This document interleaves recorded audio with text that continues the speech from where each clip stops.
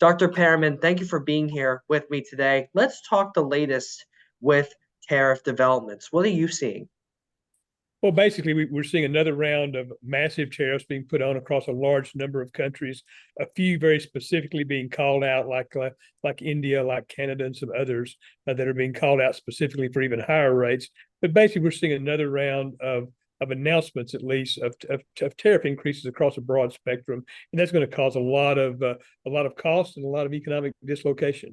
Why are we seeing the tariffs on some of those countries you mentioned? Of course, Canada and India in particular. I've seen a lot in the news. There's been a lot in the news lately. Yeah.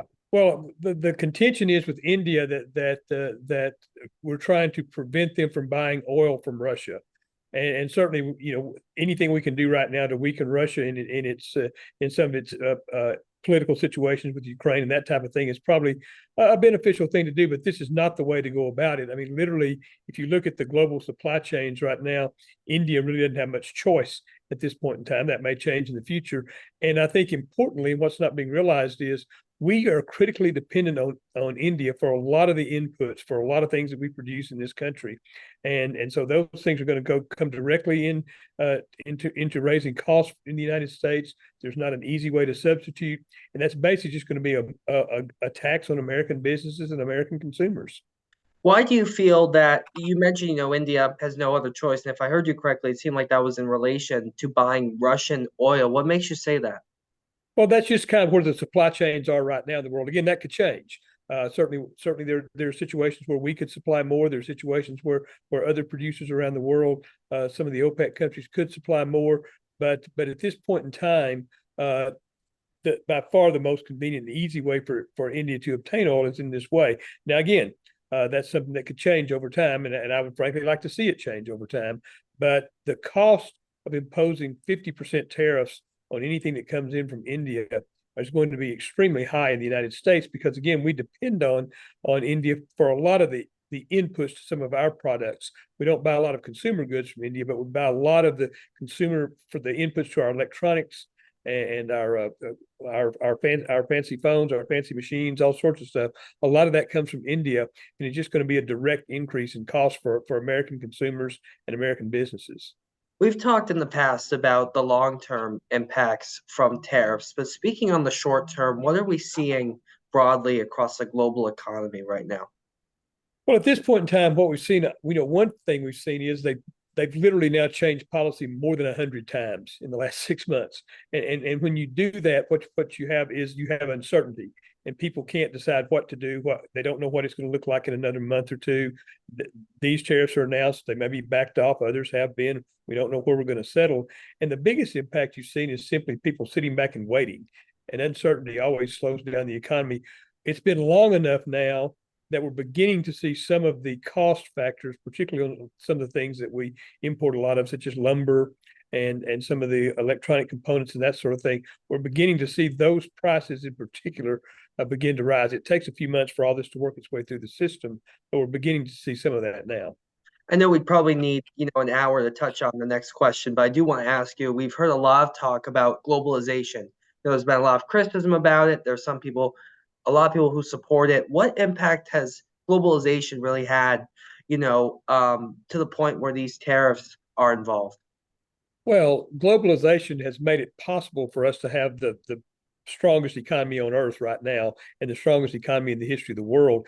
The world's complex, and we all need to do the things we do best. And the math to figure that out happened in 1815. There's nothing new about this, and we've known it for a long time. And the room I'm in right now, the room you're in right now, there's probably things in those rooms that were made in 150 different countries. And all that works because we've kind of stitched the economy together based on our comparative advantage, all of us doing the kinds of things we do best.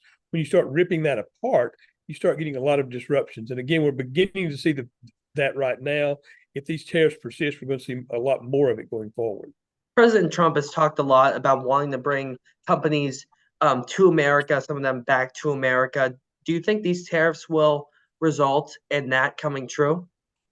There may be a little bit of that. We've tried to model it in terms of where it makes sense, possibly for companies to come back. There's a lot of goods where it doesn't make sense at all just because of the cost factors of labor costs, things like that. But we think over a course of maybe 10 or 15 years of these tariffs stayed in place, you might get something like 10 to 13% of the goods that are made abroad now to be made in the United States. It wouldn't be the most efficient thing to do, but that could potentially happen. But for the vast majority of them, just simply because of what they are, what it takes to make them, the inputs, the labor costs, that type of thing, for the vast majority of these goods, we're simply going to be paying more for them. What are we seeing right now in terms of the prices of goods in the US? Are they increasing? Well, what we're seeing right now is inflation is fairly tame. Part of that's because the economy is slowing down some as well. But if you start looking at the specific things that the tariffs have affected, if you start looking at lumber, if you start looking at steel, if you start looking at aluminum, some of those things, the numbers are now coming in. There are price indices that track the cost of these imports, and they've now been around long enough. They're starting to show us that those costs are indeed increasing pretty significantly. That will make its way into other cost factors in the next few months. What about everyday goods? Groceries, the price of eggs, of course, there's been a lot of talk about that. Yeah. Everyday goods. Well, a lot of that's it all depends on what the product is and where it comes from. We get a lot of produce, for example, from Mexico. If we put significant tariffs on that produce, the cost is going to go up. A lot of our day-to-day consumer goods, appliances, toys, just the things you buy in the grocery store, a lot of those are either made in the United States, or a lot of the things that go into, I'm sorry, made in other countries, or the stuff that goes into them is made in other countries. And either way, you start seeing those price increases. Again, that takes a few months to play out. We're beginning to see some of that right now. Again, one of the issues we've had is, of course, tariffs are on, tariffs are off, they're up, they're down. We simply haven't had a cohesive policy that's given the market a chance to adjust, and that in and of itself causes causes problems. I mean, if you think about it from your personal perspective, forget about the economy, anything in your life. If you're uncertain about it, what you tend to do is kind of sit around and not do anything until you feel better about it. Same thing's true in the economy. That means you don't buy that house, you don't buy that car. If you're a company, you don't bring out that new product, you don't expand that factory, because you simply don't know what it's going to look like in 3 or 4 months. We're seeing these extensions happen, these 30, 60, 90-day extensions for some Right. countries with these tariffs. What impact is that having? Well, again, that just drives the uncertainty of the entire process. Hopefully, we end up in a situation where I feel certain we'll end up with tariffs higher than they were before, but hopefully not as high as some of these things that have been talked about. But basically, if you stop and look at it, we import a little over $4 trillion worth of stuff every year into this economy. That's a very big number, $4 trillion. Before this administration came in, the average tariff across all that was around 2%. If that even goes to 10%, you're talking about hundreds of billions of dollars in additional direct costs to U.S. consumers and U.S. businesses. So this is the sort of thing that can really have some pretty substantial impacts pretty quickly. Again, the hope is that we end up with the tariffs that are, again, probably higher than they were before, higher than I would like them to be, but not as high as some of these numbers that have been kicked around. Let me ask you, what's the difference to the U.S. consumer versus with a tariff versus a sanction, on another country? Does the consumer feel that? Well, consumers can feel sanctions depending on what they are. If you sanction something that we buy a lot of in the United States, that can have an adverse impact. If you don't, it doesn't. But sanctions are, they're another way. I mean, economists, in a perfect world, we would love to not have tariffs or sanctions, but we also recognize there are situations where for geopolitical reasons that have nothing to do with the economy, we need to put some pressure on other countries. Both sanctions and tariffs are a way to do that. And sometimes we just kind of have to say, for the greater good, those things are necessary. That's a fairly unusual situation, but it does happen from time to time. But with sanctions are much more targeted and much more specific. And it just depends on what the good is and how much U.S. consumers rely on that country for that good. You mentioned earlier, your belief that we're probably going to end up with higher tariffs than we were before. By that, I'm assuming you mean before the Trump administration took Right. office. If these countries, end up at, the baseline rate that's been talked about, which that rate's forgetting me, it might be 15, 25%. But if it doesn't go higher than what many other countries are, you think they're going to view that, as a win? Other countries are going to view that as a win and not significantly change their prices, or maybe not so much. I'm curious to get your thoughts on that. Well, it's not so much how they change their prices, it's how our merchants are are compelled to change our prices. I mean, if you stop and think about it, let's say, the average, just to do some very quick, simple math here, okay? The average rate was 2% before this administration came in. Let's say it ends up at 15% on average. That's adding 13% to the cost of $4 trillion worth of stuff. Okay, that's going to get you $500 billion in additional cost that American consumers and American businesses will by and large be paying. Now, a few suppliers from overseas will cut some of their cost. We think that may lower it by about 10% or so, but you're looking at somewhere around $500 billion, which is basically just a tax. It's just a tax that U.S. consumers and U.S. businesses will be paying to the federal government. So what are you expecting next in terms of tariff developments? Well, the problem is we wish we knew because there is so much uncertainty about this, and it seems to change from day to day. It doesn't seem to be tied to any specific framework or anything that we're trying to specifically accomplish. So it's very difficult to know from day to day, given the amount of harm that these will cause, given the sensitivity of folks in Washington to the economy, particularly as the midterm elections approach. I think you'll probably see some of this modified. And again, we'll end up with somewhat higher tariffs than we had before, but not the draconian numbers that we've seen. That's the most likely outcome because I think the economy may well compel that as elected officials begin to face the reality of trying to run for re-election at a time when costs are going up and the economy is slowing down. That would not be a good situation for them. And while I have you, I do want to ask about recent news that President Trump fired the head of the Bureau of Labor Statistics. I believe it was the head of Yes. the BLS. What impact do you feel that's overall going to have? And that was following what some saw as a poor jobs report. Yeah, we did have a weaker jobs report and a couple of months revised. That's the sort of thing that can cause even greater havoc than tariffs if when you really get down to it. If you think about one way you can think about markets is they're just big engines that process information. I mean, that's what markets basically do is process information and tell us how much things should cost and that sort of thing.